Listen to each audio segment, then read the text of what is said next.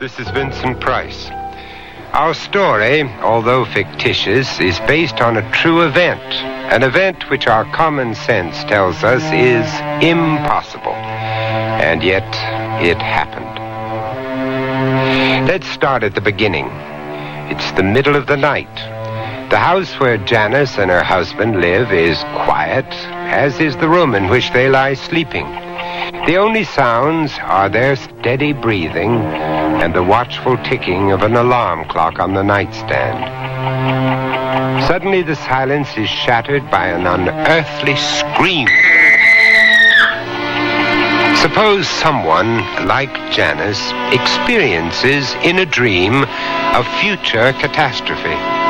Is that catastrophe inevitable, or can we control our own destiny? According to our conventional view of time, future events cannot exist in the present.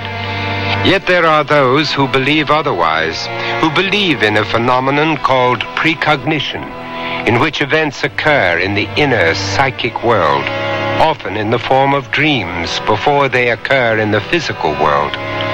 Can a dream prophesy the future? This is a question you might ponder as Janice's tale unfolds. I ask you to suspend your normal sense of time, if only to better understand the torment of a woman who wakens screaming because she had just witnessed her own death.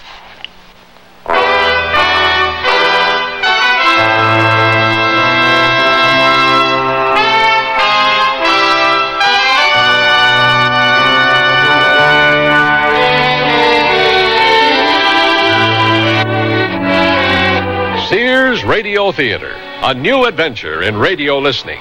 5 nights of exceptional entertainment every week, brought to you an Elliott Lewis production of the Sears Radio Theater. Our story, The Nightmare, by Anne Heath. Our star, Joan McCall.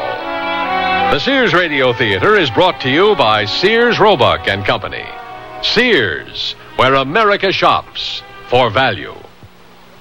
Sears National Automotive Sale. Now, save $36 to $76 on a set of 4 Sears steel-belted radial tires. That's great savings on the most popular radial in Sears history. And the Sears heavy-duty shock can help save you from some of the jolts, jars, and jerks. Help save you some money, too. On sale now, only $5.99 each. Save 14% on America's best-selling shock. Installation available at most Sears Tire and Auto Centers. Prices may vary in Alaska and Hawaii. Stop at Sears. Oh, here I go again. It's time to rent one of those steam-type carpet cleaners. Why rent? Now Sears puts power in a carpet cleaner you can own yourself. The Power Spray from Sears for easy home carpet cleaning. Power Spray sprays hot water into your carpet, then sucks up the dirty water. You can see the dirt you get out. Dirt you didn't even know was there. The Power Spray Carpet Cleaner, a convenient carpet cleaner you can own yourself. Available at most Sears retail stores. Kenmore. Solid as Sears. For those hot summer days ahead, Sears is serving a refreshment of cool savings. Now through May 26th, you'll save $100 on a Sears Better Series central air conditioning system with an electronic control that regulates the condenser fan to run at the unit's quietest proper speed for the outdoor temperatures. So enjoy a cool $100 savings now. Discover Sears Central Air Conditioning in Good Series, Better Series, and Sears Best Series. Prices and dates may vary in Alaska and Hawaii. At most larger Sears retail stores.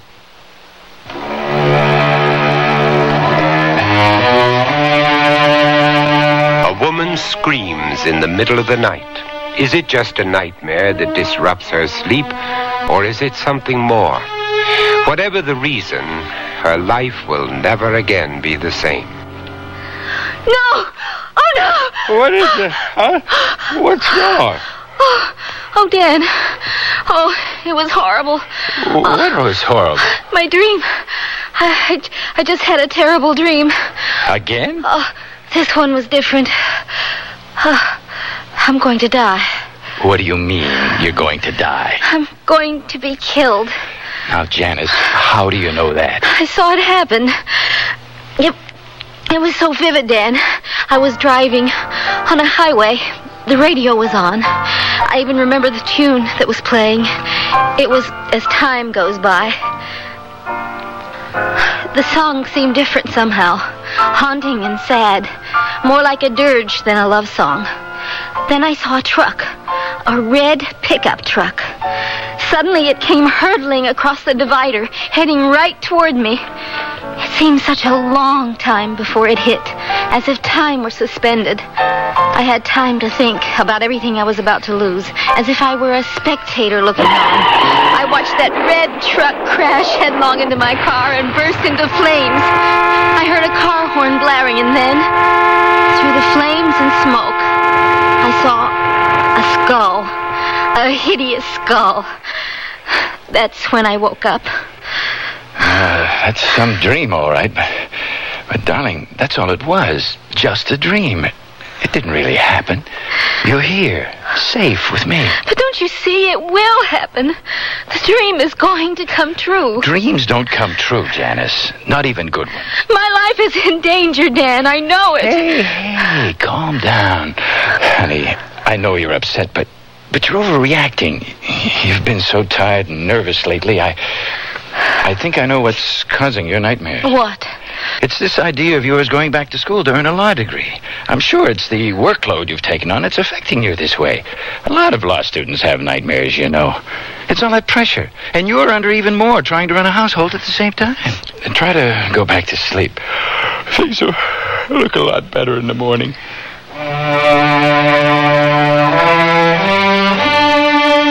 Dr. Green, I was so terrified. If only Dan had just put his arms around me instead of being so sensible. Well, I understand your feelings. Your husband failed to grasp the serious effect of such nightmares on the psyche. Men often don't remember their dreams, so they don't attach much importance to them. A pity, because dreams can tell us so much about ourselves. Can they, Doctor? Do you think Dan could be right?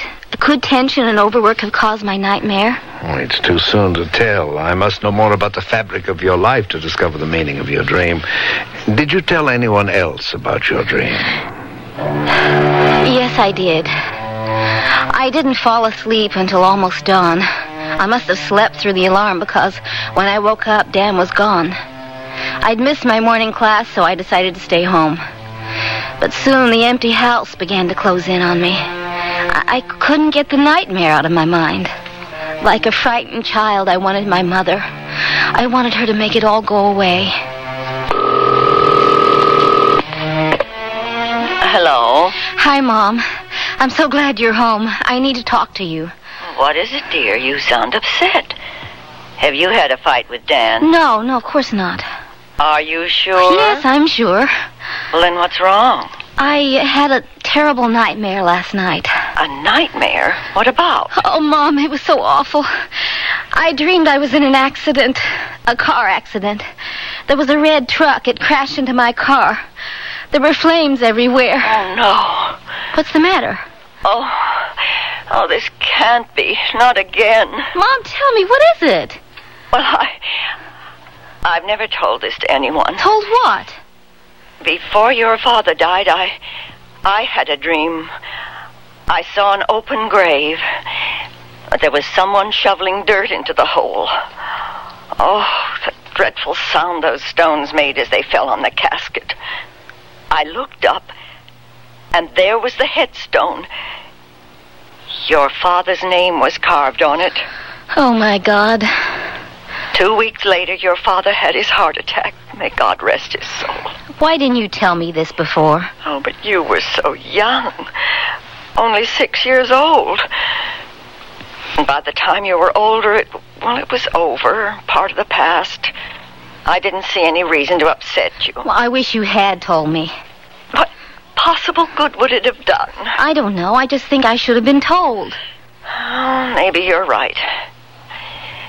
If I had understood what my dream was trying to tell me, I might have been able to prevent your father's death.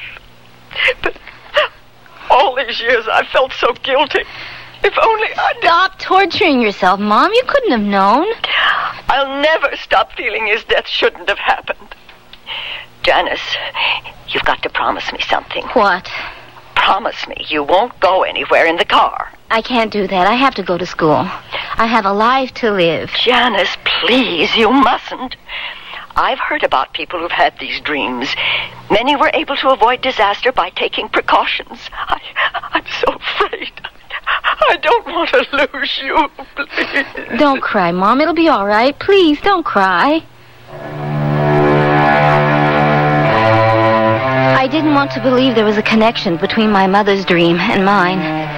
But I wondered if she could have prevented my father's death. Was it up to me to change my future? And if so, how could I avert tragedy without ruining my life? That night, Dan had to work late, so I went to bed early. I was exhausted and fell asleep as soon as my head hit the pillow. Then...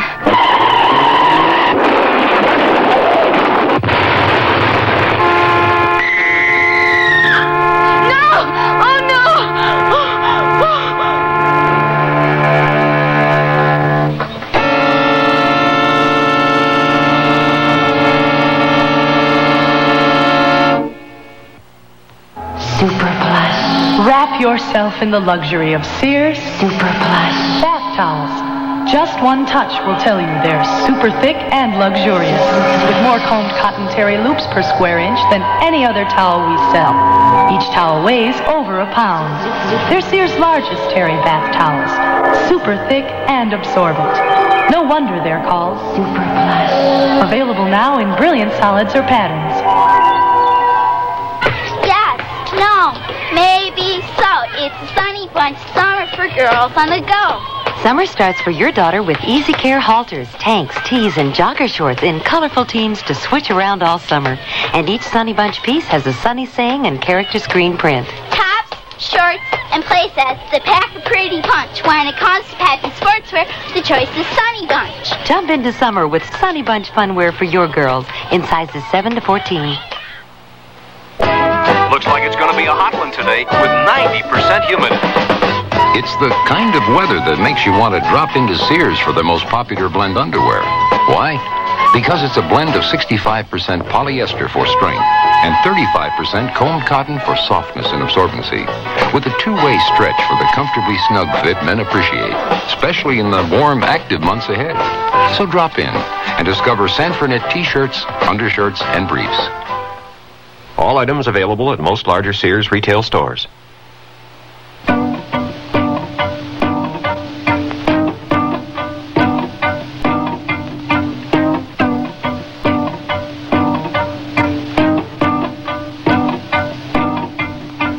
Doctor, I'd never had the same dream twice, never. This premonition of death just came crashing into my life. It seemed out of my control. I was sickened by the thought that it would happen, that I couldn't keep it from happening. And your attempt to get comfort from your mother only increased your anxiety. It wasn't her fault. Think of the guilt she's been carrying around all these years. Oh, yes, many of us torment ourselves unnecessarily. Then you don't believe my father's death could have been avoided? Well, I'd rather not say just yet. Please go on. Can you remember what happened the next day? The next day was Wednesday. I don't have any classes that day and usually play tennis with a girlfriend. I didn't want to go, but I thought the exercise might help take my mind off the nightmare. I got as far as the garage. I can't do it. I can't even get in the car. I'll have to call Stacy. Hello? Hi, Stacy. It's Janice. Hi, Janice. I hope you're not going to say you can't play today. It's my turn to win. Well, Are you sick? No, I'm not sick. Well, then what's your excuse at the last minute? Well, I didn't say I couldn't make it today. It's just that, my car won't start, and Dan took the other one to the office. Why didn't you say so in the first place? I'll come pick you up. Be right over. Bye now. Bye.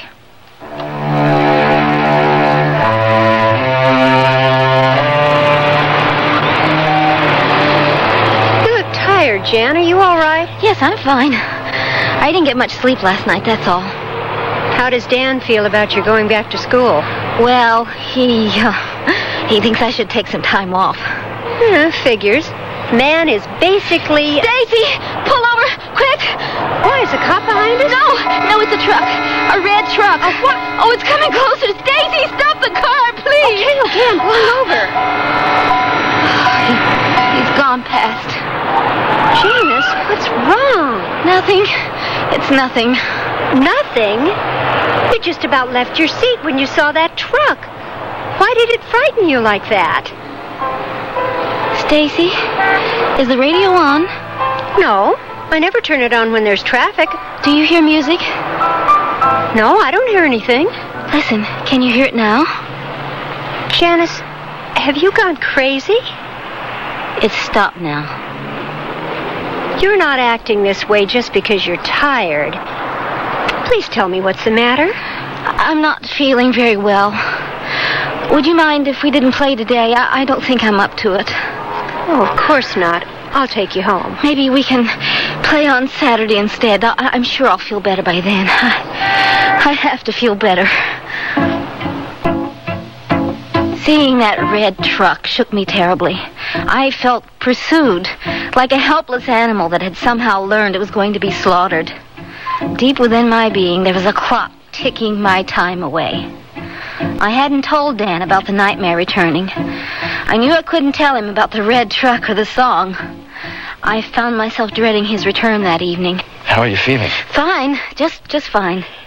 Honey, are you sure you're okay? You seem so... I'm fine. I'm just tired, that's all. It's that nightmare you had, isn't it? No. Well, yes. You know, Jan, this school thing is just not working out. It's taking too big a toll on you. Dan, please. I didn't even go to school today. But you know how important it is for me to do something useful with my life. I know it is, hon, but don't I mean something to you? What kind of a question is that? Of course you do. I don't know. When we got married, we promised each other always to be there when the other one needed us. But you've been so busy with school and now with this nightmare thing. Darling, I hardly know you anymore.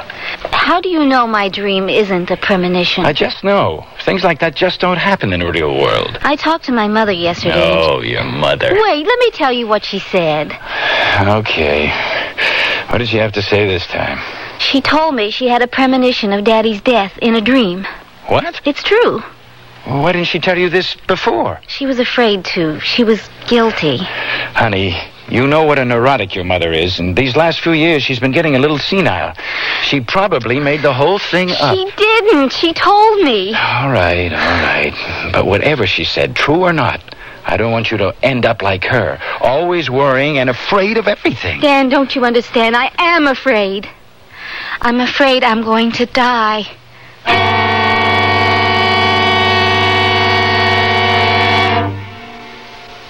Sears Radio Theater will continue after this message from your local station. This is Lucille Ball, here to make a personal appeal to every American. Since the 1880s, the American Red Cross has been stepping in when there's been big trouble, like a hurricane. But nobody has to tell you the Red Cross is there when a hurricane strikes. So let's talk about the other Red Cross, your neighborhood Red Cross. They teach kids to swim. Kid, that's good, Eddie. And they train about every lifeguard on every beach. It's possible to look into it. We can get in touch with the local chapter. They help veterans get on their feet. They help people relocate after fires. Are you comfortable? Okay, now relax. They collect and distribute blood. They give a hand to the older folks in your town and do scores of other jobs. It's running very nicely. It's easy to see why we've got to have Red Cross, and only you can keep Red Cross ready for the little emergencies in your neighborhood. And the big ones. Help keep Red Cross ready.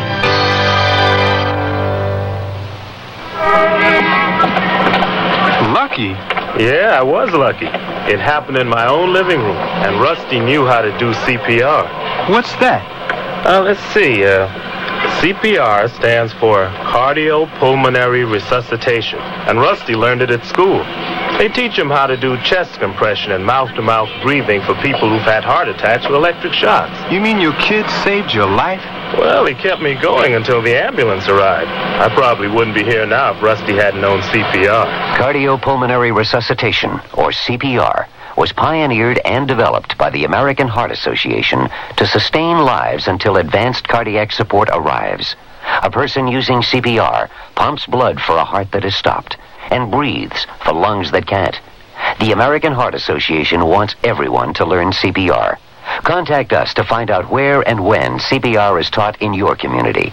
We're fighting for your life.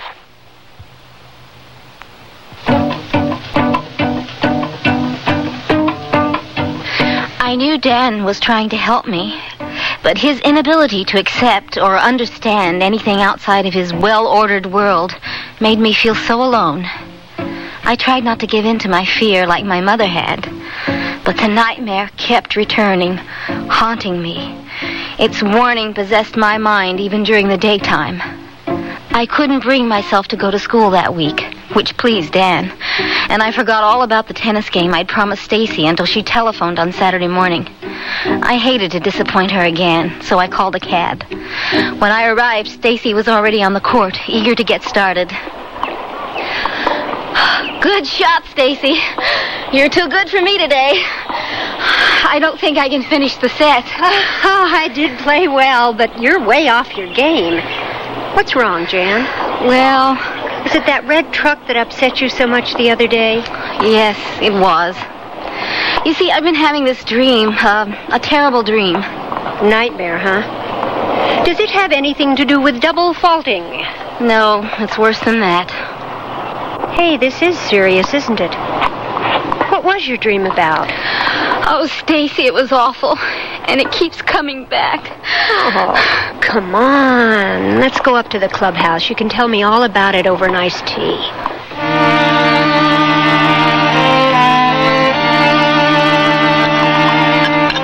Gee, that's a terrible dream, Jan. I had no idea. Since that first night, I haven't been able to eat. I haven't been to class. I should be studying for midterms, but I can't seem to concentrate. I'm so afraid I'll be killed. You poor thing. I don't blame you for being upset. But as for your nightmare coming true... You don't believe that dreams can foretell the future? Well, if they did, I'd be Chrissy Everett by now instead of Mrs. Robert Stanton, housewife. Haven't you ever heard of people who dream of someone's death and then it happens? Well, I guess I have, but I always thought that was just supernatural stuff. Janice? Janice! Mom, what are you doing here? Oh, I've been calling all morning. I couldn't believe you'd gone out. I called Professor Peterson and he said you weren't in class, so I came here. Hello, Marion. Stacy, why did you let her leave the house? Well, I'm sorry. I didn't know. Mom, I can't hide in the house forever. Well, not forever, just for a month. A month? I've been reading about precognitive dreams. The events they foretell usually occur within 2 weeks to a month after the dream. A month might as well be a lifetime. Do you really believe Janice's life is in danger, Marion? Yes, I do. But if she'll only try to protect herself, I know she'll be all right. Oh, you must be careful, darling. I will, Mom. Now, promise me you won't do this again. Mom. Promise me. Okay, I promise. Sit down, Marion. Have some nice tea with us. Oh, thank you. I'll sit for a minute, but I'm too jittery to drink anything. Do you hear that? What? That music. Where's it coming from? I don't hear anything. It's the same song, the one in my nightmare. You must be imagining. No, it can't be my imagination. It's so clear. What's the matter? It stopped. What is this song you hear? It's the same one that was playing on the car radio right before the crash. What's the name of it? It's As Time Goes By. Oh, no. Mom, what is it? Does it mean something to you? That was your father's favorite song. He used to play it on the piano. I was stunned by my mother's revelation, but I tried not to let her know. She was so upset herself. She didn't want to leave me, but I insisted she go home. After Mom left, Stacy made a suggestion that reinforced my growing fear that I was losing my mind. Jan, I'm worried about you. Maybe you should see someone. See someone? What do you mean? I mean, well, you seem so upset, and hearing that song, maybe if you saw a psychiatrist. Do you think I'm crazy? I didn't say that. But you do need help. Can't you see that? Yes, I guess I do need help. If you don't want to see a psychiatrist, why don't you talk to Reverend Michaels? Maybe he can help. But I haven't been to church in so long. I don't know if he'd see me. Oh, of course he will. I'll drive you over. Not knowing where else to turn, I let Stacy drive me to see Reverend Michaels. As the car pulled up in front of the rectory, the pastor was outside in the garden. Cultivating roses was his favorite pastime. Mom used to say it was almost as important to him as saving souls. Why, Janice, my dear, how good to see you again. It's been so long. I know. I'm sorry. Come look at this Charlotte Armstrong. It's a perfect specimen. There, look at that color. Have you ever seen anything so glorious? It's beautiful. Janice, you seem troubled. What is it, my dear? Reverend Michaels, I'm so frightened. I've been having this nightmare. Well, now, first, come, let's sit down. There's a bench right over here.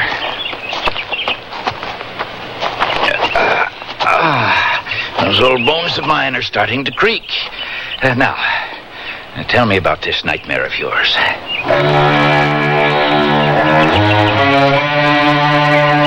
And then, through the flames and smoke, I saw a skull. Dear God, what a fearful dream. I'm sure it's an omen. Oh, Reverend, you must help me. There, now. What makes you think this dream is prophetic? I don't know. It's just a feeling. And my mother... Your mother's such a good woman. She dreamed of my father's funeral 2 weeks before he died. She never told me that. She was afraid to tell anyone. Reverend Michaels, I'm so confused. I don't know what or who to believe. My husband insists dreams don't come true. But what about my mother's dream?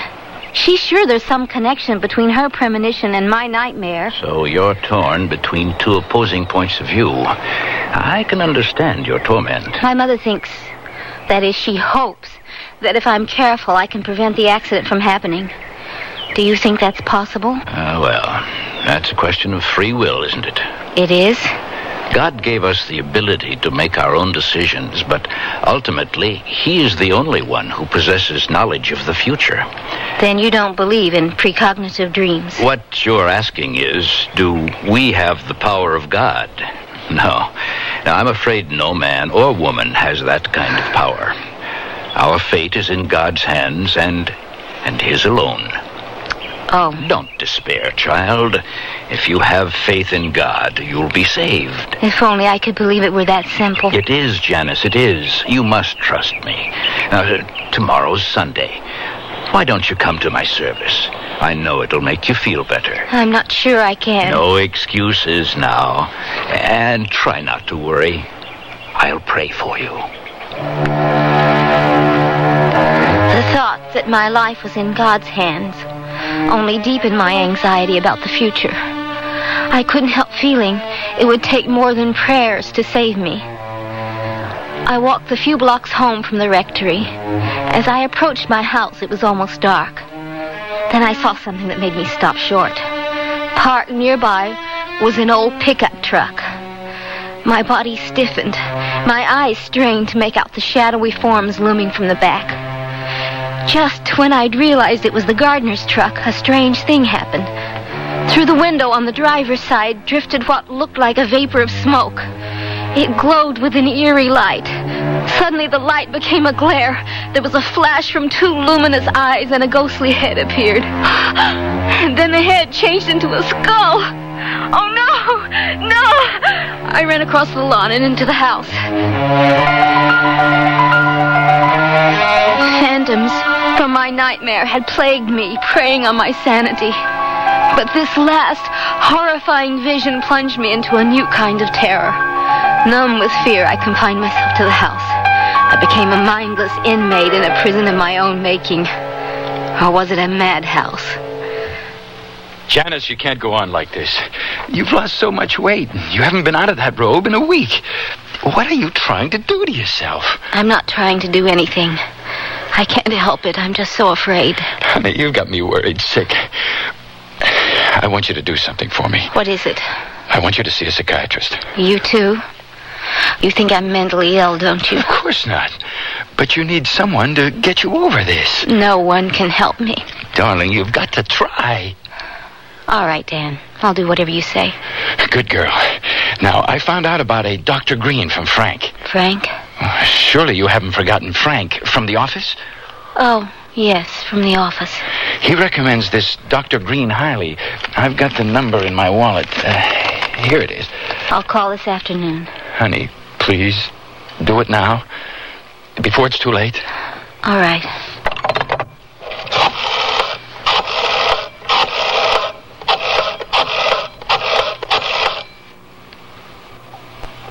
Hello? My name is Janice Craig. I'd like to make an appointment to see Dr. Green.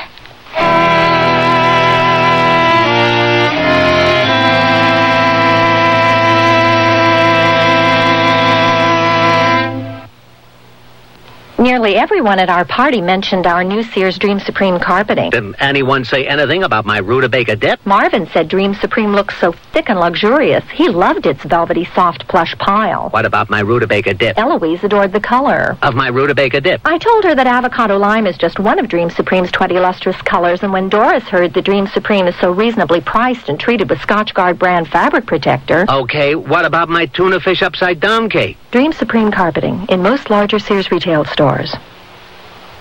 Sears National Automotive Sale. Now, save $36 to $76 on a set of 4 Sears steel-belted radial tires. That's great savings on the most popular radial in Sears history. And the Sears heavy-duty shock can help save you from some of the jolts, jars, and jerks. Help save you some money, too. On sale now, only $5.99 each. Save 14% on America's best-selling shock. Installation available at most Sears Tire and Auto Centers. Prices may vary in Alaska and Hawaii. Stop at Sears. This is my first night camping with my family of 5. Now I'm really glad I packed my Sears family-style tent. It's Sears' best tent, tested by Sir Edmund Hillary, the first man to conquer Mount Everest. This tent stands 6 feet 9 inches in the center and has a sewn-in 10 by 14-foot floor. It sleeps 8, plenty of room for my family, and even the dog. We like the windows that can be zipped shut from the inside, and this large front canopy. Sears' best family-style tent is built to be lived in, and if it's good enough for Hillary, it's good enough for my family. At most larger Sears retail stores.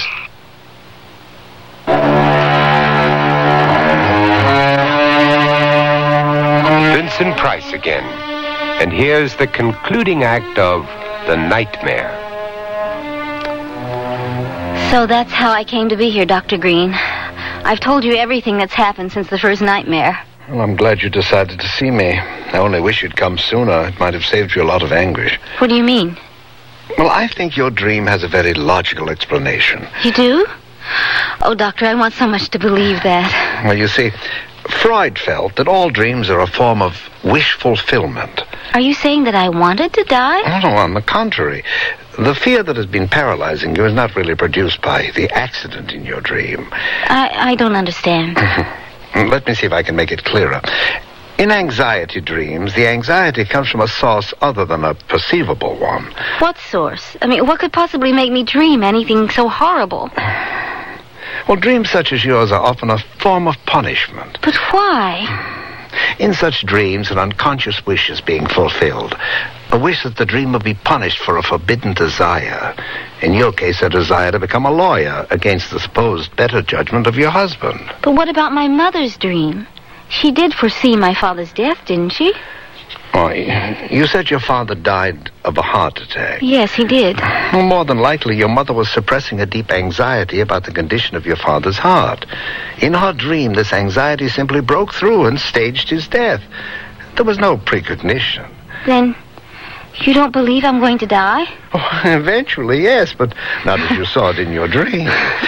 Yours is a classic case of psychoneurosis brought on by an unconscious desire to punish. The only unusual aspect here is the extent to which your dream has traumatized you. The conflict you felt about your decision to return to school must have been immense, even though it was largely unconscious.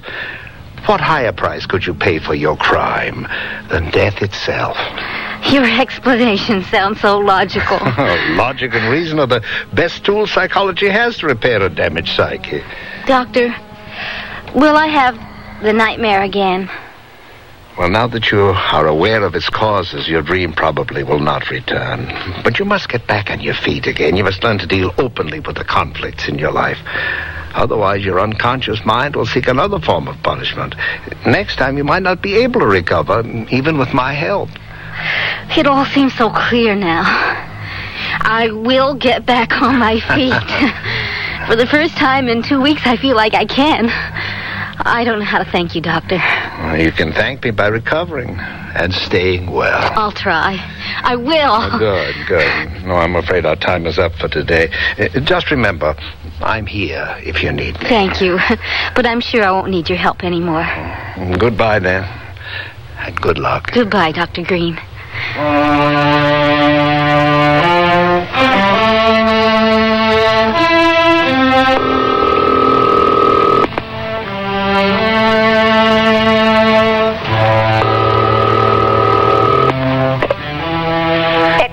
Craig, may I help you? Yes, I'd like to speak to Mr. Craig. May I ask who's calling? It's Mrs. Craig.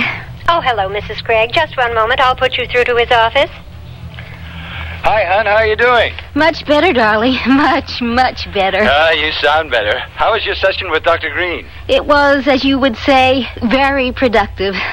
He made me see why I had the dream and why it had such an effect on me. Oh, hon, I'm glad. I'm sorry I've been so hard to live with. You know, you may have been right. Maybe I was taking on too much too soon. You do sound better. You don't know how relieved I am to hear you talking like this. Hey, how about driving into town and meeting me for lunch? You mean today? Yes, today, right now.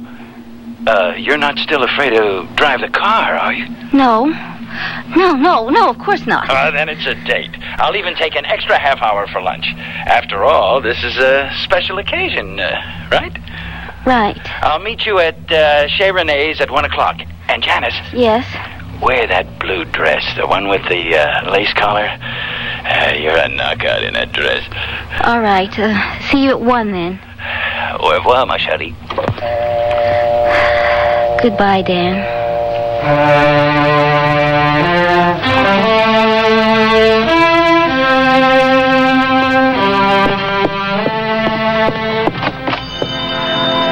Oh, darn. I better answer that phone. It might be Dan again.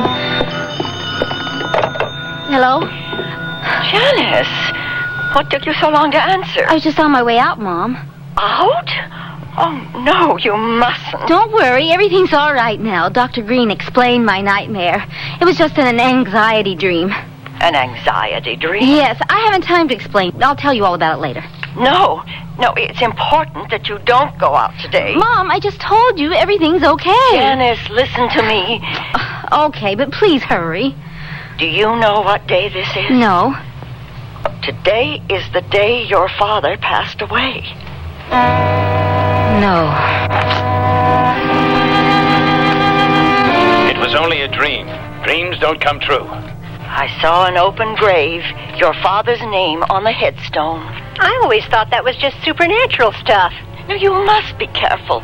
Don't go anywhere in the car. Our fate is in God's hands. Have faith and you will be saved. No, don't go out, Janice. just for a month. Your dream has a logical explanation. Things like that don't happen in the real world. Don't go out today. You mustn't. You are not going to die. You must get back on your feet. Today's the day your father passed away.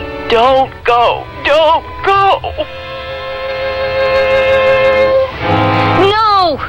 I can't live in my mother's world. That would be the punishment I'd never recover from. I have to go.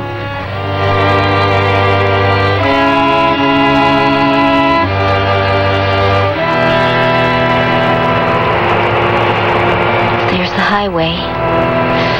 Up ahead, all those cars speeding toward their certain destinations. Might as well be a raging river.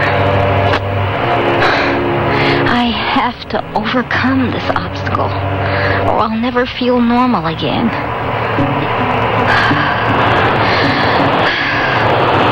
I'm so tense. I'll never make it this way. Steady now, steady. Just stay in the right lane. Let them all go by. Nothing to be afraid of. It's just a road. It was only a dream. Only a dream. What's that? Oh, a huge trailer truck. Oh, and he's bearing down on me.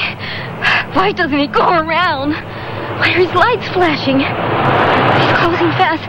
I better pull off before he overruns me. Oh, no!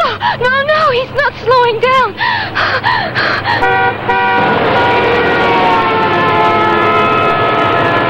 Oh, he's gone. I've got to get a grip on myself. Maybe the radio will help. I must relax. But I've got to stay alert. I've got to be steady. Ready just in case. In case what? Nothing's going to happen. I'm not going to die. Oh, no. Up ahead, that looks like... Oh, it is. It's a red pickup truck. It's coming closer. It's coming closer. It's moving into the passing lane. It's starting to swerve this way. It's going by. Oh, there's the street where I turn off. Thank God. It's over. My nightmare is over. Janice, you look wonderful. I feel wonderful. How was the ride in? Terrifying. I can admit that to you now because I made it. But for a while, I didn't think I would. It was the longest ride of my life. I'm proud of you, hon. I know what a grip this thing's had on you, how real it seemed. Now do you realize it was only a dream? Yes, Dan. It was only a dream. A terrible dream. I think a toast is in order. A toast? A toast to you, my beautiful wife, who's come back to me safe and sound. Let's forget these last 2 weeks ever happened. The best idea I've heard today. A fresh start. And to celebrate, I think we should do something special. Like what? It's been so long since we've gone anywhere together. How would you like to drive up the coast to Carmel this weekend? Oh, Dan, that sounds wonderful. We could stay in that little inn, the one with the fireplaces in the room. I'm way ahead of you. I already made the reservations. I can't imagine anything I like better. You've made me so happy, darling. No happier than I am. I feel like a new person. More like the old one. You seem like your old self again, Janice. Well, I guess I'd better get getting back to work. But first, another toast. To our weekend in Carmel. May the time pass quickly until then.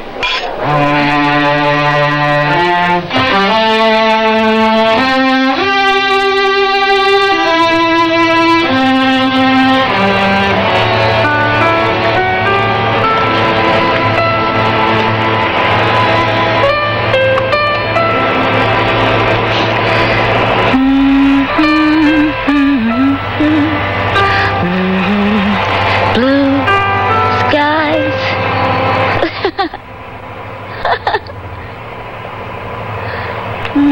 another tune to bring back memories on our cavalcade of oldies but goodies, a popular song from the 40s made famous by the movie Casablanca. Let's turn back the clock and remember as time goes by.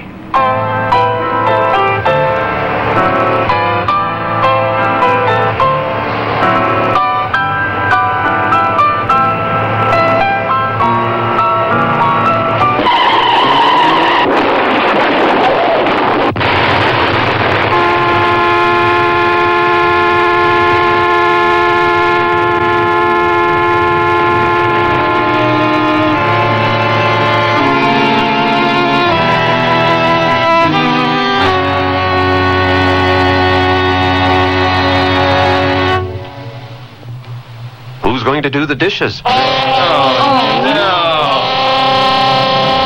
Now is a great time to let Sears do the dishes, because you'll save $50 on selected portable and under-the-counter dishwashers now through May 26th. Help save on energy while they work for you, too, since the Water Miser cycle uses less water than normal wash, and the Power Miser option dries with cool, forced air. So save $50 and let Sears do the dishes. Dates may vary in Alaska and Hawaii.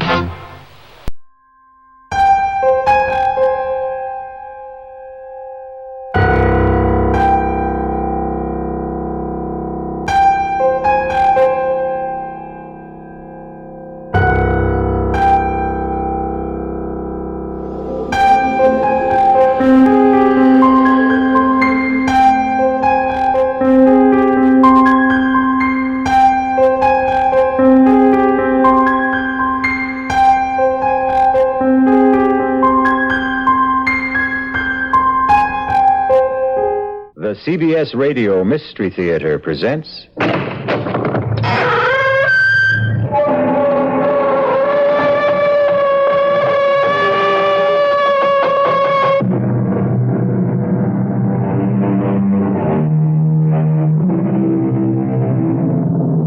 Come in.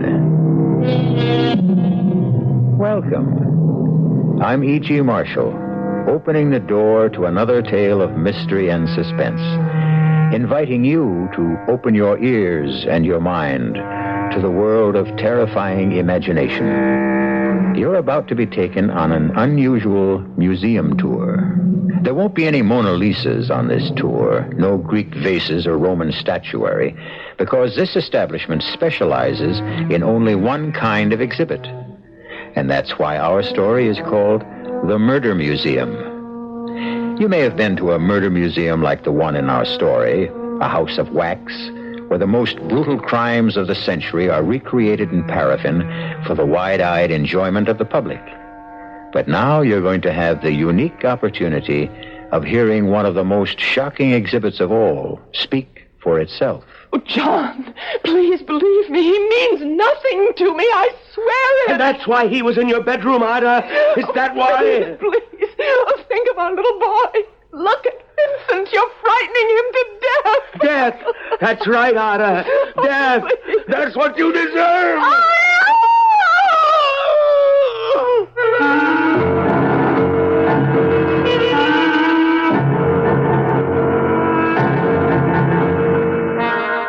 Our mystery drama, The Murder Museum, was written especially for the Mystery Theater by Henry Slessor and stars Michael Wager. It is sponsored in part by Anheuser-Busch Incorporated, brewers of Budweiser, and by the Kellogg Company, makers of Kellogg's Special K cereal. I'll be back shortly with Act One.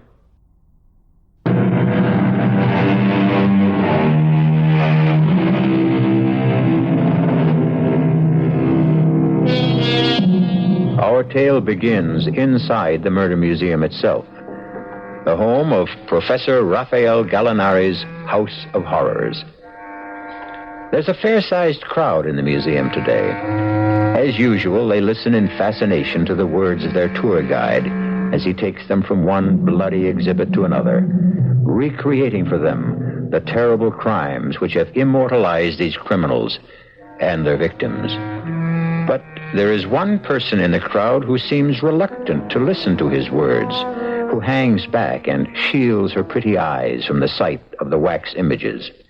Her name is Lisa Brandon. To this day, no man knows the true identity of the madman known as Jack the Ripper. But the theory persists that he may well have been a physician or at least a medical student.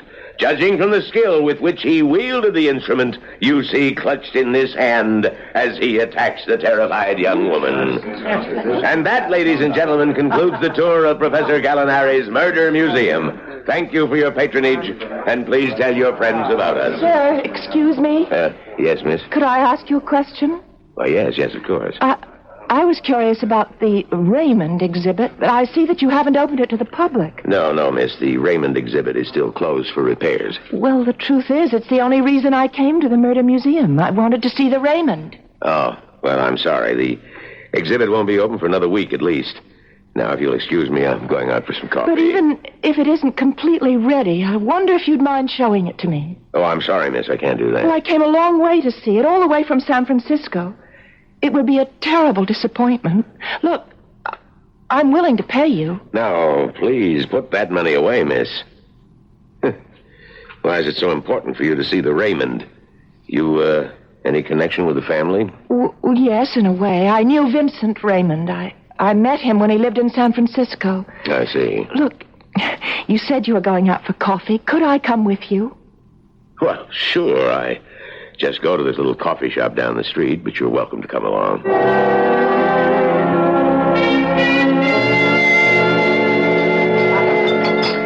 So you knew Vincent Raymond. You an artist, too? No, not really. But my brother owned a small art gallery on Green Street. And sold Raymond's paintings? Well, actually, no. He didn't really care for Vincent's work. It was so dark and gloomy. Frightening, really. But he felt sorry for him, and he loaned him some money, and sometimes he let him help out in the gallery. And that's how you met him? Yes, that's right. I came home from college, and I met Vincent. I didn't know anything about him. Meaning, about his parents? It took Vincent a long time before he was willing to talk to me about them.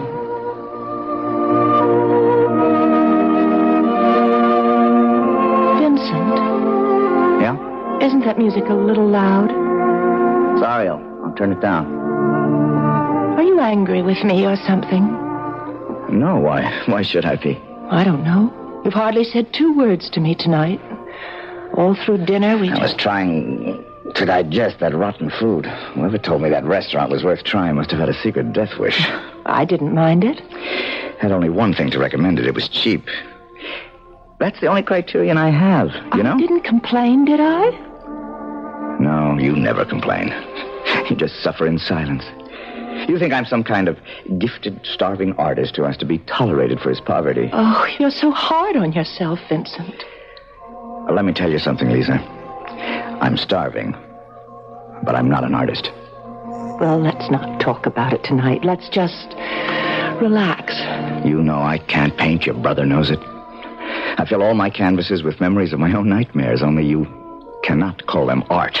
Vincent, why do you paint in such a gloomy style? I've never seen you paint with anything that had any color or lightness. All those blacks and grays and slashes of red. Oh, I know I'm no sort of expert, but can't you talk about your work with me? There's a reason for it, Lisa. There's a reason. Well, what? I told you, my nightmares, they're all visions in black and gray and slashes of red. Well, then if you won't talk about your paintings, why not tell me about your nightmares? You wouldn't enjoy hearing about them. Or rather, about it. It? I have only one nightmare. Just one. I have it virtually every night. Sometimes it follows me into the daylight. I can close my eyes, and there it is. For years, I've tried to destroy it by painting it. Not its details, just its colors. But the therapy hasn't worked. Please tell me about it. I've never told anyone before. But why not? I suppose I never met the person I wanted to confide it. Maybe now I have. But if I'm going to do that, this music has to stop. My mother's maiden name might mean nothing to you, but at one time, many years ago, it was famous among people who loved the theater. She was an actress. Her name was Ada Krim. Ada Krim? But I think I do know that name, Vincent. She was born and raised in England. She was known as the beautiful Ada. She didn't have a very long acting career because she capped her success on the stage with an even more successful marriage. She became the bride of John Lloyd Raymond. Your father? Yes. My father. He was a wealthy man. My grandfather had left him heir to one of the largest glass manufacturing companies in the West.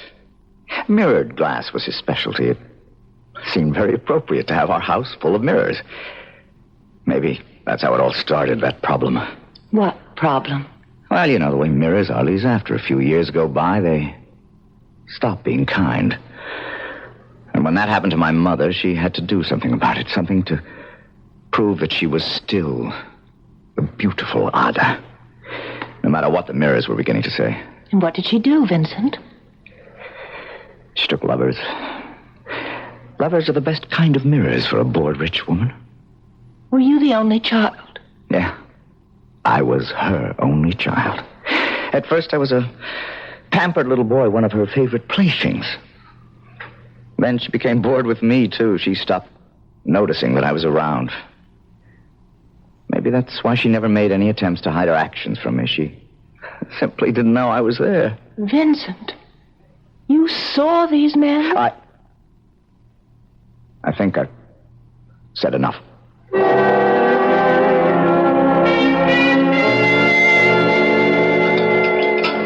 So, you never found out what Vincent's dream was all about? Not then, I didn't know. But you could have guessed, I suppose, if you knew the history of Ada Krim and John Raymond. Well, yes, I became curious enough to learn the history. I had a friend who worked in a newspaper, and she checked into the dead files and found the story for me, the whole terrible story. But I didn't tell Vincent that I knew about it. It was obvious that he didn't want anyone to know the truth. But one day it emerged. How? Well, it was a beautiful spring day, the first really warm day of the season, and Vincent and I went for a walk. Vincent, why don't we walk down to Ghirardelli Square? We could do some window shopping, maybe have some lunch. Considering the state of my finances, we'd better window shop the restaurants, too. Oh, no, I have money. Good for you. Are you going to be stubborn again? I'm going to teach you a lesson. I'll tell you what, Vincent. I'll buy myself some lunch if you want to split a hamburger with me. Wait a minute. Don't fool around with me. Get your hands off me! You need a lesson. Hey, you get away from her! It's about time somebody... Get away from her! Help me! Hey, help you me! take your hands off her! Away from her! Please, Vincent, my wife. I don't give a... Stop it, Vincent, for God's sake! Vincent! Vincent!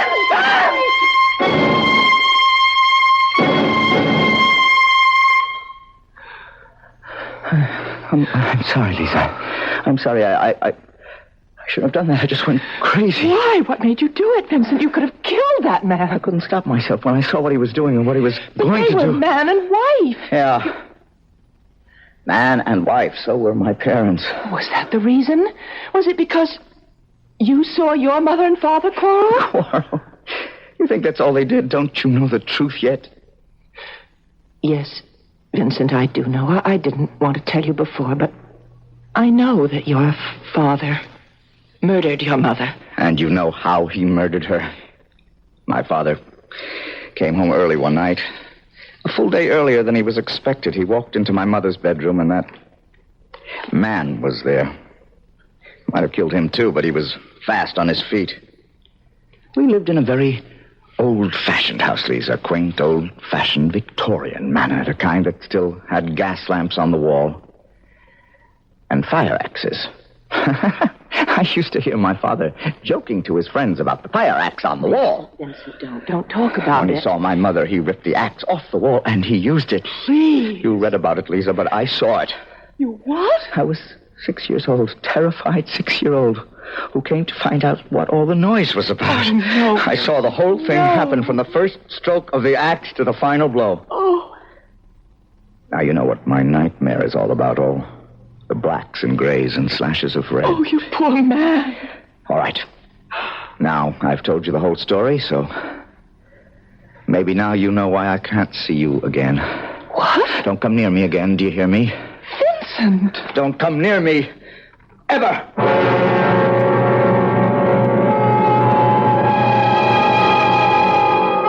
It's been said that the mind is like a haunted house, where the ghosts of the past rattle their chains and cry out their suffering. Of course, that's why we have our psychiatrists and psychoanalysts, and these days, even our exorcists. The house cleaners of the mind. But what will it take to free Vincent Raymond of his demons? Or can he ever be freed? We'll find out more when I return shortly with Act 2.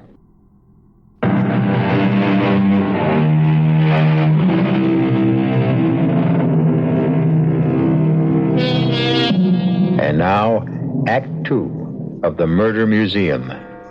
Lisa Brandon has come all the way from San Francisco to see the Raymond exhibit.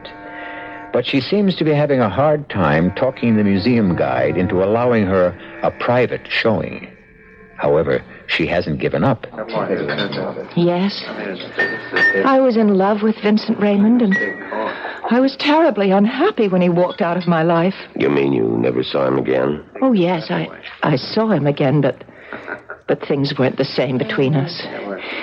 He was tormented by the memory of what he had seen, and it changed his life.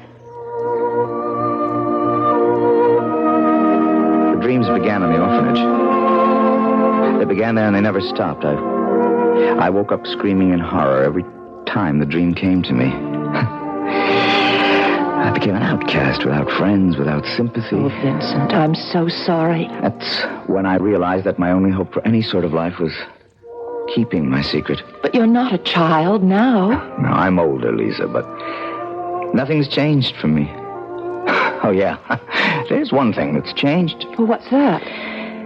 I'm giving up my so-called art. I'm going to look for a job. Well, I'm sorry, Vincent, because I did think you had talent. I've got to get some money to live on. My talent won't provide that. Well, I thought you had some savings. They're all gone after that lawsuit. What lawsuit? That man I beat up on the street. He sued me for damages. He won, of course. His wife stood up in court and verified that I'd beaten him up with no provocation at all. Nothing like a wife's loyalty, is there? But, Vincent, why didn't you let me know? I would have been a witness for you. It mattered. Well, how are you living now? Well, on the welfare rolls, of course. But don't worry about me. Look, if I can lend you any money, it won't... No. I have borrowed enough from you and your brother. I don't want any more money or sympathy. Just leave me alone, Lisa. Can't you get that through your head? Leave me alone. He did find a job eventually, waiting on tables down at Fisherman's Wharf. He seemed to sink lower and lower every day. My brother and I tried to help him all we could, but he refused to take any more charity. I tried to sell his paintings by putting them in the window of our little gallery. But there was only one person who seemed interested in Vincent's gloomy efforts. Hello? May I help you? Yes. I have been looking at the paintings in your window, trying to make out the artist's name. Oh, his name is Raymond. Raymond? Would that be Vincent Raymond, by any chance? Oh, yes, it is. Did you like the work? It's interesting. I'm an artist myself. But that sort of thing, all those dark colors, it doesn't really appeal to me. Oh, I see. However, I am interested in the artist. I wonder if you could tell me how to reach him. Is he a local resident? Yes, he lives in San Francisco. Oh, would you mind telling me your name? Oh, yes, of course. Here is my card. Raphael Gallinari. You might say that I am a portrait artist. Oh, and is that why you want to meet Vincent? To paint his portrait? Something like that. Now, will you help me? All right. I'll tell you where you can reach him. Who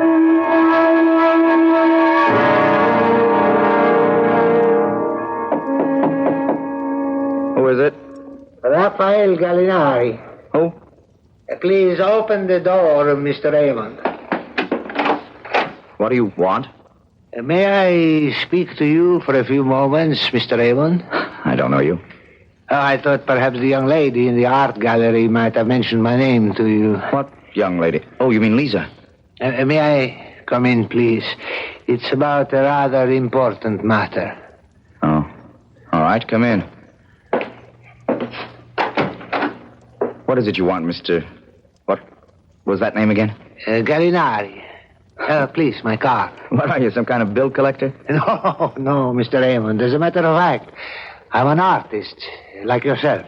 Tough luck for you, Mr. Gallinari, if you're an artist like me. Take a look around. You see any canvases in this place? I understand that you are working at a restaurant these days. That's right. Listen, if it's my work you're interested in, they're all at the gallery. Let me be honest with you, Mr. Raymond. It isn't your work I care about. It's mine. Yours? That is correct. You see, I am a portrait artist, a sculptor, actually. So what? This is how we differ in our talents. Yours is dependent on the quality of imagination, while mine is devoted to verisimilitude. If you would permit me, perhaps I can buy us both some dinner and we can talk about our art. If you hadn't mentioned dinner, Mr. Gallinari, I would have said no.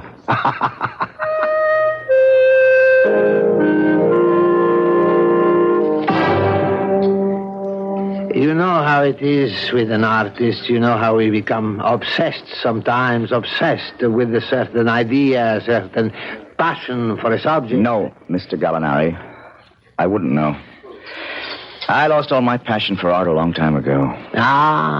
But if you had the inspiration, if there was one thing you wanted to paint more than anything else in the world, believe me, the passion would come flooding back like the tide. And do you have such a subject in mind? Yes, I do. A subject which has haunted me for years, more years than I wish to count. And this has something to do with me? Everything to do with you. Will you have another glass of wine? Sure, since you're buying. You see, Mr. Raymond, I am contemplating a certain work, a sculptural project, and one which would be impossible without you. How could that be? In order to answer that question, I have to bring up a subject which may be painful to you. A lot of subjects are painful to me, Mr. Gallinari. This one, I think, has left the deepest wound. Wait a minute. Yes, Mr. Raymond. I mean your parents. How do you know who I am? Did Lisa tell you? Oh, no. No, I assure you, the young woman at the gallery said nothing at all to me about you. And how did you know, damn it? Because I've made it my business to find you. Believe me, it's taken a very long time.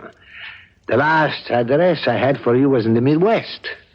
Then I ran across one of your paintings in a traveling exhibit, the Moorland exhibit. Yeah, that was the only show I've been in, and nothing sold. I found out that you were in San Francisco from the proprietors of the exhibit. Finally, I saw your work in a little gallery on Green Street. Your style is unmistakable. Rotten, but unmistakable. Mr. Raymond, I remember the beautiful Ada. Go on. I'm quite a few years older than you. I have a very clear memory of how your mother looked on the stage before her retirement. I thought then that she was the most beautiful woman I had ever seen. Beauty is very fleeting, Mr. Gallinari. Like life itself. Yes, I know that. But then, that's why artists are born, aren't they? To capture that fleeting beauty and imprison it on canvas or in clay or in what? Or in other media. Why don't you get to the point, Mr. Gallinari? Your mother's beauty is the point. If I had been the sculptor then that I am now, I would have carved her image then. But alas, I was only a boy. I still don't know what you want from me. I want to sculpt your mother's image, Mr. Raymond.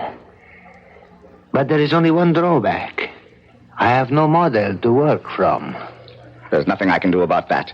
My mother's been dead for 25 years. I know there are some faded old newspaper photographs of her, but they're not really helpful, not to someone who insists on verisimilitude. I don't see why it's so important. Who cares what Ada Krim looked like? But I care. Very much.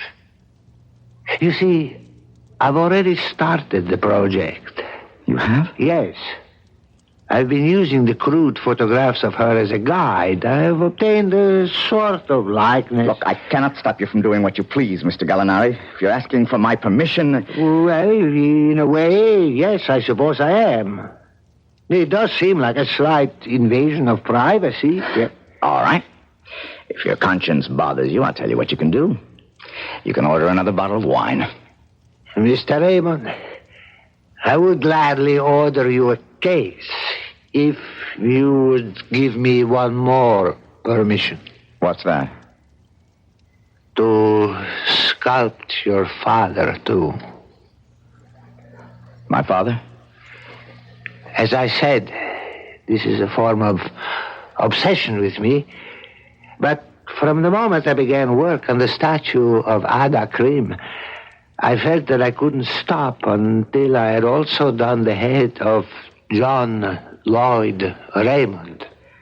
He's dead, Mr. Gallinari. I have no way to prevent you from sculpting him or painting him or anything else, but I'll tell you one thing.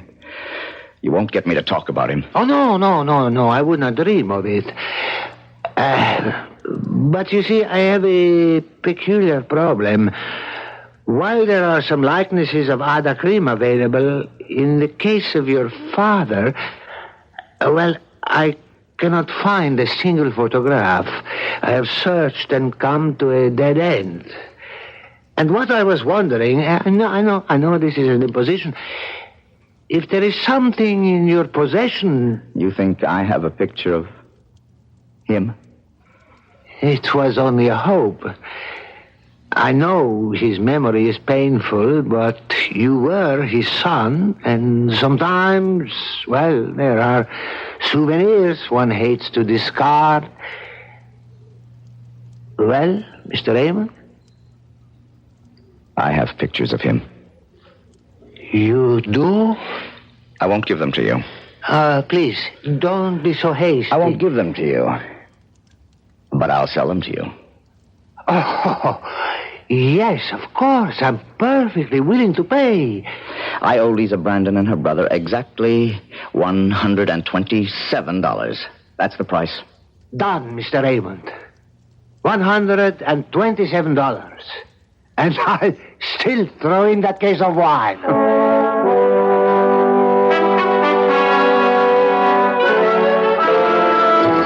Vincent told me about Mr. Gallinari's visit when he paid me back the money that we'd loaned him. He didn't really care about those photographs he had. He was happy to have gotten rid of the debt. But there was only one thing wrong. I think you must know what I mean. Yes, I think I do. Raphael Gallinari didn't tell Vincent Raymond the whole truth. No, he didn't tell him the truth. He didn't tell him what kind of a sculptor he was, or what use he would make of his work after it was completed. Yeah. And obviously he didn't tell him the medium he would use to carve the statues. No. He didn't tell him that the medium would be wax. And that the subject would be murder.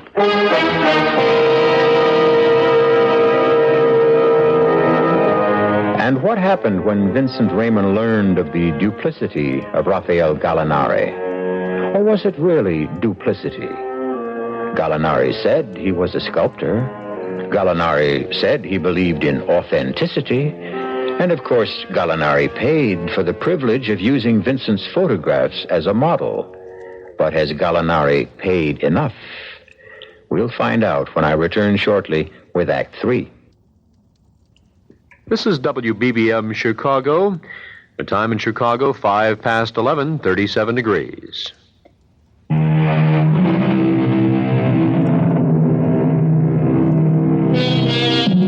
And now, here's Act 3 of The Murder Museum. For Vincent Raymond, all nights are the same. A dark passage into yesterday. A grim return trip to the past. But men must sleep, and sleepers must dream. So there's no escape for him. Ada! John, please believe me. Ada! He means nothing to me, I swear it. And that's why he was in your bedroom, Ada? Please. Is that why? Please, think of our little boy. Ada! Look at Vincent, you're frightening him to death. Death! That's right, Ada. Death!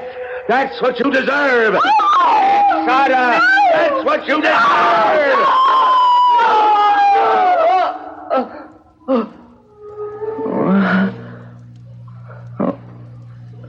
Oh, dear God. When will it stop? When will that dream stop? Who is it? It's me, Vincent. It's Lisa. Lisa? Oh, wait a minute. Hey, what is it? What are you doing here so early? I just couldn't wait. I've got wonderful news for you, Vincent. What about? Your painting, the large one in the window, it's been sold. Sold? You're joking. Who would buy it? Oh, please, let me come in. All right. Just let me get a robe on. It happened. First thing this morning, the gallery wasn't open more than 10 minutes, and this man walked in wearing a Homburg, Vincent. I didn't think people wore Homburgs anymore. He did. Well, who was he? What was his name? Well, he gave me a card. Oh, wait a minute. It's right here. I've got it in my purse. It wasn't someone named Gallinari, was it? What? Raphael Gallinari calls himself a sculptor? No, it wasn't him. It's, wait, his name is, here it is, Charles Mulholland. Does that mean anything? Mulholland? That's Mulholland Gallery in Chicago. High priced. Oh, no, I doubt if there's any connection. Well, anyway, he bought it, Vincent, without any quibble about the price. And, in fact, he was surprised that it was so low. Miracles never cease, do they? Oh, Vincent, if he really is somebody, then maybe your work will start to be recognized. Oh, forget it, Lisa. There isn't any more work for me. Just waiting on tables. That's my art. And I'm getting better at it all the time. Well, anyway, here's your money. It's all in $50 bills. Wait now. That's the full $300. What about the gallery's commission? Oh, don't be technical, Vincent. You need the money more than we need the commission. No, sirree, you've got to accept 1/3 of it. All right. It wouldn't be fair otherwise. Right. I knew you'd feel that way. I can't believe it. It's the first painting I've sold, Lisa. Do you realize that? I told you had talent. That'll teach you to listen to me. You're right. I should always listen to you, Lisa. Listen, I've got an idea. Have you had breakfast yet? Well, I had coffee. Tell you what, I'm going to get dressed and we'll go celebrate with champagne and eggs Benedict. And then we're going out tonight. I'm going to buy you the fanciest dinner in San Francisco. Well, Vincent, you can't spend all the money in one day. Why not? Probably the first and last money I'll ever make for my paintings. Let's put it to good use.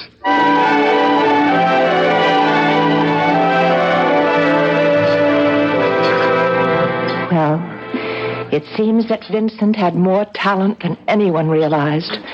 Those dark and gloomy paintings seemed to have the qualities of genius. At least, that's what Mr. Mulholland said in his letter. Lisa, listen to this. Just listen to this. Go on, I'm listening. listening. The Mulholland Gallery would be most interested in arranging an exhibition of your work. Oh. Listen, they're willing to pay all the costs of carding and insuring the paintings. They'll even pay my fare and expenses to Chicago so I can attend the opening. Lisa, can you believe it? Oh, Vincent, it's the most wonderful thing I ever heard. Well, it's not a one-man show, nothing that grand, but the Mulholland Gallery. That's one of the best, Lisa, one of the most prestigious. Do you know when you'll be leaving? As soon as I can get all the stuff crated and shipped. I guess the sooner the better. Lisa, why don't you come with me? Oh, I couldn't do that. I still have to be at the Your gallery. brother can take care of it for a week or so. That's all the time it'll take. Oh, I just couldn't do it, Vincent. But when you have that big one-man show, I promise to be there.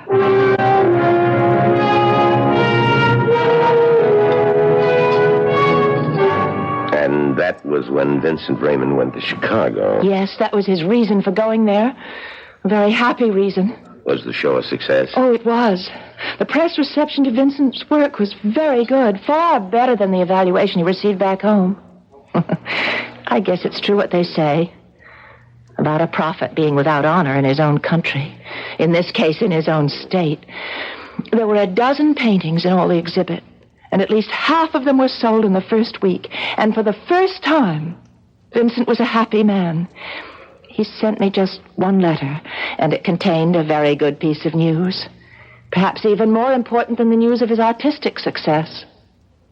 Dear Lisa, just a quick note to tell you that I'm well and spending money like a drunken sailor. I've bought 2 new suits.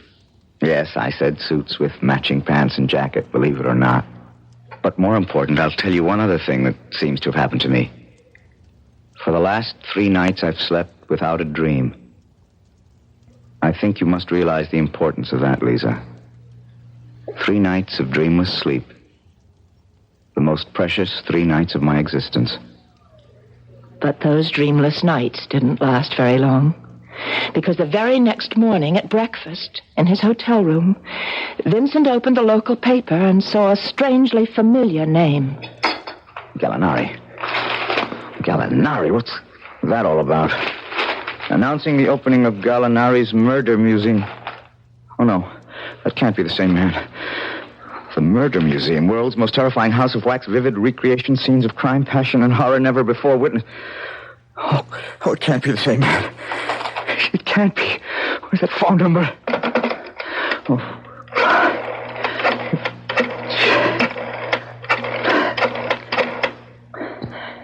Hello. Is this the Murder Museum? Yes, I know you're not open yet. Listen, I want to ask you a question. This man, Gallinari, I want to know his first name. Raphael. And he is. Listen, what time are you open? No earlier than that? Then tell me where I can find Mr. Gallinari. Yes, it's important. No, my name does not matter. All right. First show, 2 o'clock. Oh, dear God, don't let it be true.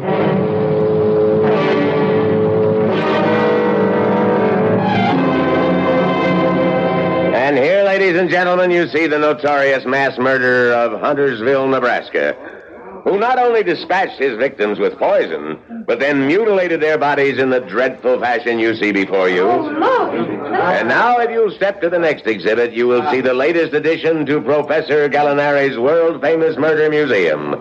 For the first time in any house of wax, the horrifying axe murder of one of the most glamorous women ever to appear upon the American stage. It's true. They called her the beautiful Ada. And yes, Ada was beautiful as she was faithless. And one day, her wealthy manufacturer husband, John Lloyd Raymond, returned home from a business trip. I've got to ask you something. Excuse me, sir, but I'm still not Gallinari. through with this. Where is he? Does he have an office at this museum? Well, now, please, Look, sir, I've got to see him. Make him remove this abomination. Well, no, his office is in the rear. I don't know if he's... Out of my way! No, just here. Come back here. Who is it? Open up, Gallinari. Open the door. Yes, what is it? Let me in. I have to talk to you. I'm sorry. I'm quite busy at the moment, and Raymond? Is that you?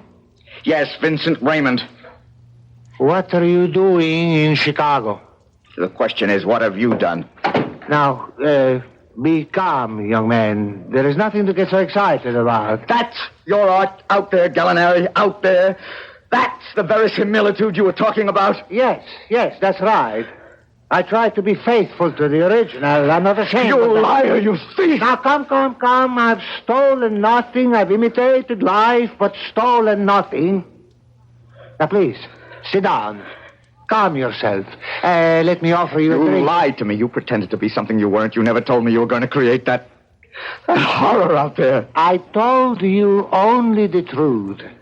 That I wish to do a sculpture of your mother and father. I only neglected to tell you the medium. Some artists work with clay and marble. I chose wax. Is that so wrong? You know it's wrong. You made a public spectacle out of it. And now you're going to do something about it. You're going to get rid of that thing out there. I am afraid that's impossible. The exhibit took months to create. They all do. The investment in time and money. I'll sue you. I will make you destroy it. Ah, Mr. Raymond, don't make unnecessary problems for yourself. Murder is in the public domain. There has to be some way to make you tear it down, and I will. I swear it. I won't let that thing stand.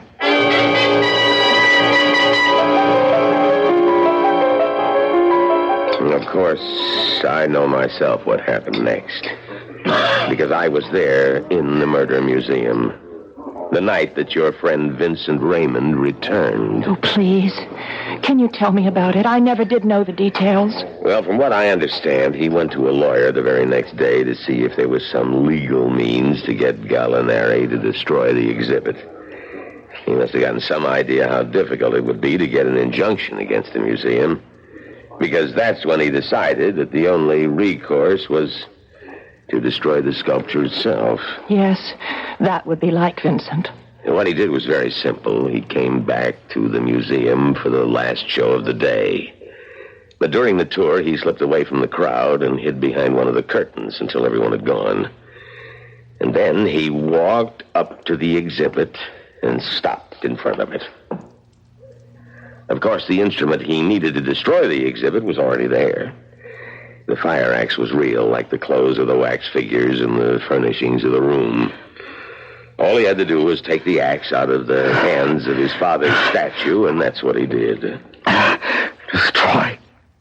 Destroy. Must be destroyed. I saw him standing there, as still as the wax figures themselves. And I froze in the doorway, too, afraid to move. Because I saw his eyes. And I was afraid to become a victim, too. And then I heard him sobbing. You shouldn't have done it. You shouldn't have done it. I saw him turn the axe toward the figure of his father. But then a strange thing happened. He began to shake from head to foot. He seemed unable to bring the axe down on the figure of John Lloyd Wayne. No! No, it wasn't your fault. It was hers. Suddenly he turned around and brought the axe down on the wax figure of his mother. You're one who did it! You did it! You That was when Professor Gallinari himself came out of his office. Stop it! Stop it! Raymond dropped the axe. The destruction of the wax figure complete. But Gallinari was infuriated and threw his arms around his throat. Raymond struggled with him. They fell in a heap to the floor. Stop it. Don't say any more, please. I'm sorry. I just can't bear to hear any more. Does that mean that you don't want to see the Raymond exhibit now? No, I still want to see it. But I'm taking the next flight back to San Francisco, so I suppose there's no use. Well, I guess it's only fair that I show it to you, Miss Brandon, since you came all this way.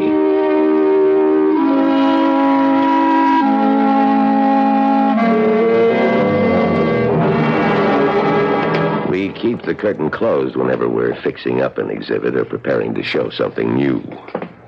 This is really very kind of you. Oh, that's all right. I just hope that you don't find the exhibit too depressing. Is it a very good likeness? Yes, I think it's very good.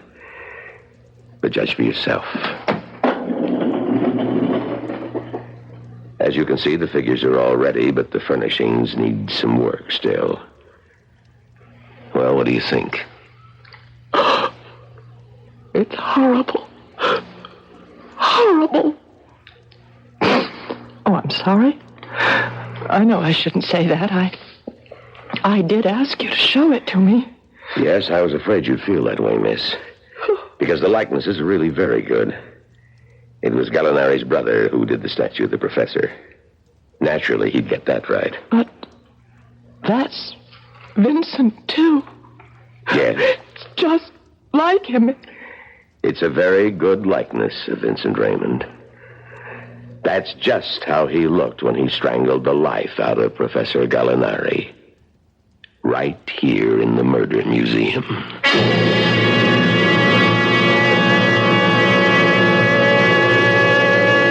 If you are contemplating a visit to a wax museum, we pass on this advice to you.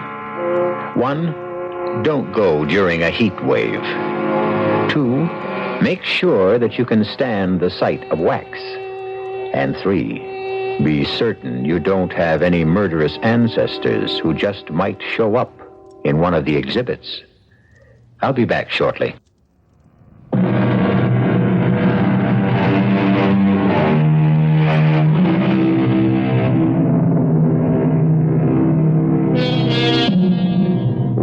you enjoyed tonight's tour through the Murder Museum. We hope that you'll always come back through the creaking door of the Radio Mystery Theater, because it's the one place you can enter where your imagination provides the real thrills. Tonight, we tried to aid that imagination with the voices of Michael Wager, Marion Seldes, Robert Dryden, and Leon Janney. The entire production was under the direction of Hyman Brown. And now, a preview of our next tale.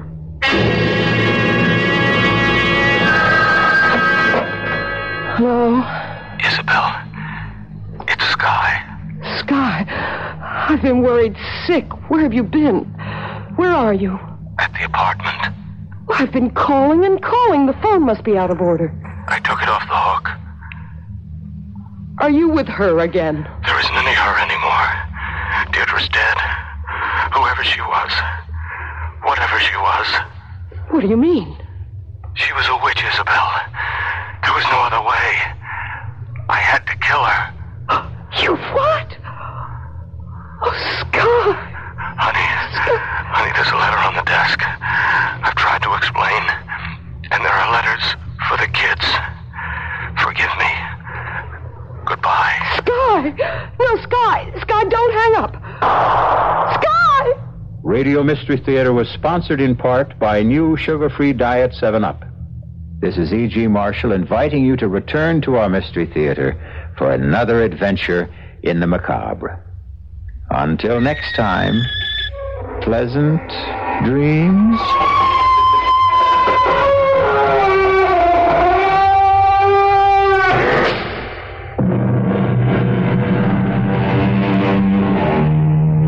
WBBM News Time, 11:23 in Chicago, 37 degrees.